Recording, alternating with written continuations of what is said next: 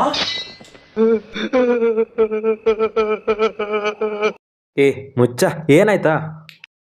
ಮಚ್ಚ, ನಮ್ ತಾತಂದಿರು ಬಾಡೂಟಕ್ಕೂ ಜೂದಾಟಕ್ಕೆಲ್ಲ ಜಮೀನ್ ಮಾರ್ಬಿಟ್ರಲ್ವ ಮಚ್ಚ.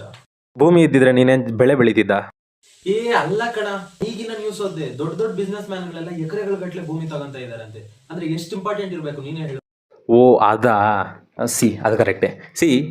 ಫ್ಯೂಚರಲ್ಲಿ ಹೊಲ ಗದ್ದೆ ಇರೋವನೇ ರಾಜ, ಅದಂತೂ ಫಿಕ್ಸ್. ಯಾಕೆ ಹೇಳ್ತಿದ್ದೀನಿ ಅಂದರೆ, ಜಗತ್ತಿನ ಅತ್ಯಂತ ಶ್ರೀಮಂತ ವ್ಯಕ್ತಿಗಳಾದ ದೊಡ್ಡ ದೊಡ್ಡ ಬಿಸ್ನೆಸ್ ಮ್ಯಾನ್ಗಳೆಲ್ಲ ಕಳೆದ ಕೆಲವು ವರ್ಷಗಳಲ್ಲಿ ಸುಮಾರು ಭೂಮಿಯನ್ನು ಪರ್ಚೇಸ್ ಮಾಡಿದ್ರು.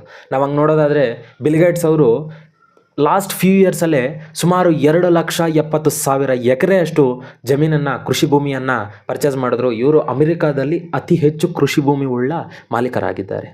ಹೀಗೆ ಕೇಳಿದ್ರೆ ಇದು ಸಸ್ಟೈನಬಿಲಿಟಿ ಮತ್ತು ಫುಡ್ ಸೆಕ್ಯೂರಿಟಿ ಮಾತ್ರ ಅಂತ ಹೇಳಿದ್ರು.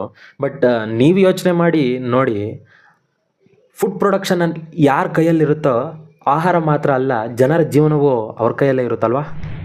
ಮಾರ್ಕ್ ಮೈ ವರ್ಡ್ಸ್, ಮುಂದಿನ 20 ವರ್ಷಗಳಲ್ಲಿ ಫುಡ್ ಅನ್ನೋದು ಪೆಟ್ರೋಲ್ ರೇಂಜ್ಗೆ ಆಗುತ್ತೆ. ಈ ಪೆಟ್ರೋಲ್ ಯಾರಿಗೆ ಸಿಗುತ್ತೋ ಅವರೇ ಈ ಜಗತ್ತನ್ನು ಕಂಟ್ರೋಲ್ ಮಾಡ್ತಾರೆ, ರೂಲ್ ಮಾಡ್ತಾರೆ ಅಲ್ವಾ. ಬಟ್ ಕ್ವಶನ್ ಏನಪ್ಪ ಅಂದರೆ, ಇವರು ಭೂಮಿನ ಯಾಕೆ ತಗೊತವ್ರೆ ಅನ್ನೋದಕ್ಕಿಂತ ಏನು ಬೆಳೆಯೋಕ್ಕೆ ತಗೊತವ್ರೆ ಅನ್ನೋದೇ ಬಿಗ್ ಕ್ವಶನ್.